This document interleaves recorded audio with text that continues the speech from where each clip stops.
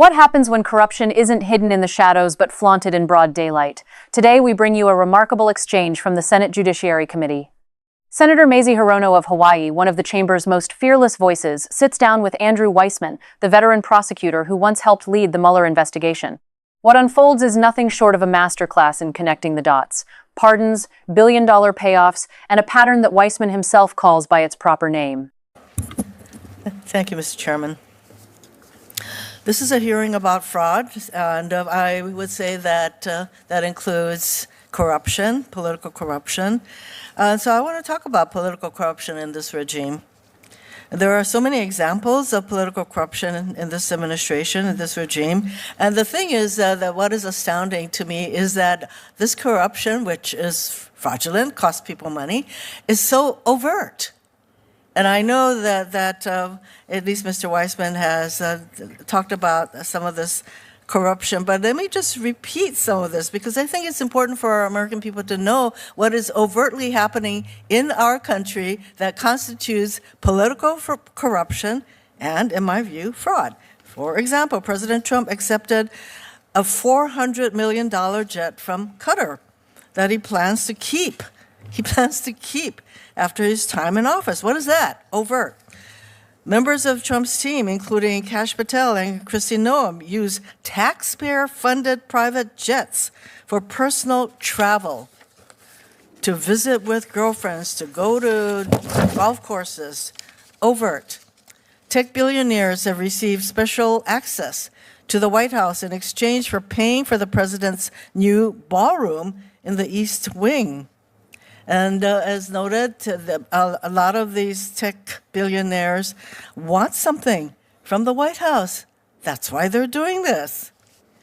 I'd say, it's practically extortion, if not extortion, for this kind of overt kind of corruption to be happening. And then Trump's family has made at least $5 billion from the same cryptocurrency market that Trump's administration refuses to regulate. And in case anyone needs a reminder, the president himself was convicted of 34 felony counts of falsifying business records. That is called fraud. Mr. Weissman, I want to ask you a few questions about all of this overt corruption. Now, as mentioned, Trump has pardoned dozens of people, including several of his billionaire buddies. Many of these pardons followed $1 million or more contributions to support the Trump campaign from friends and family of the convicted criminals. For example, Trevor Milton was serving a 4-year prison sentence and owed $695 million, $695 million in restitution to victims, and he was pardoned. So all that restitution money, forget it, forgiven.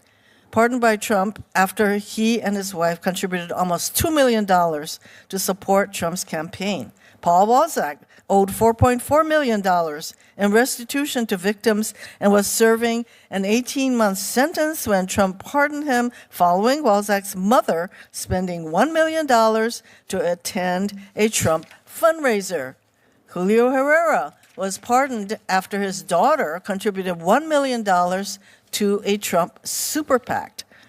Mr. Weissman, do you see a pattern here? I think the pattern is exactly what you're saying, Senator, which is that people who've made contributions to the president's political committees or who have hired lobbyists spending a lot of money with people who are close to the president have managed to finagle pardons without showing any remorse and irrespective of the harms they perpetrated on victims. Hundreds of millions of dollars literally in restitution out the window. So what do you call this kind of behavior? I call it corruption. And do you think that this pattern of Trump basically holding out his hand and extracting all this money from people for pardons and everything else, do you think that that pattern will cease? I think there is a 0% chance of it ceasing unless the people and this Congress demand that it does so. I do want to mention, that the DOJ is actually doing an investigation. In fact, they're following up on a lawsuit that was originally filed by Biden against Ticketmaster, which sells tickets, owns venues, contracts with major performers, that they pretty much run the whole show. And this allows Ticketmaster to literally screw over fans. And so the Biden administration sued them for anti-competitive practices.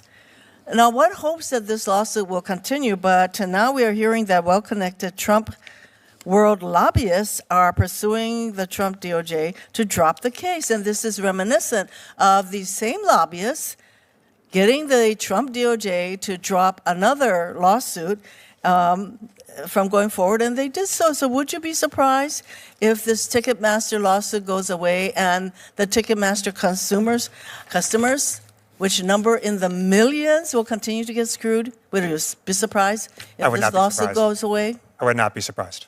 Okay, there you go. Corruption, rampant.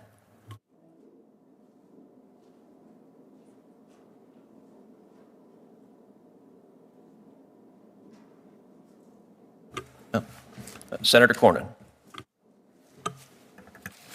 What you've just witnessed is not merely a Senate hearing, it is a diagnosis of a democracy in distress.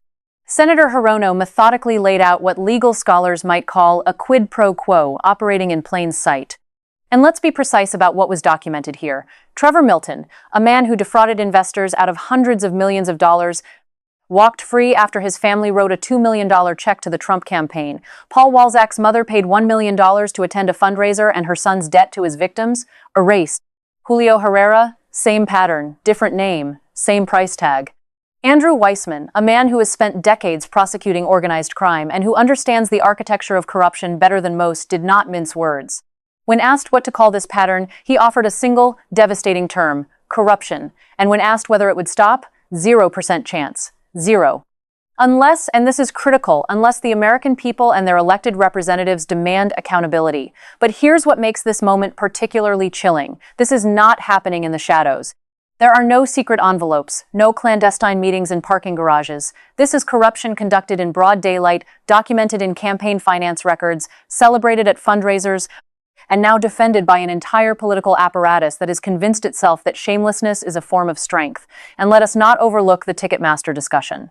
This is a case that affects tens of millions of ordinary Americans fans who have been gouged, exploited, and treated as captive consumers by a monopoly. The Biden administration took action, and now, lobbyists with direct lines to the Trump White House are working to kill that case. Because in this administration, corporate donors don't just get access, they get results. The question before us is no longer whether corruption exists. Senator Hirono has answered that definitively. The question is whether we, as a nation, still possess the moral vocabulary to name it and the political will to stop it.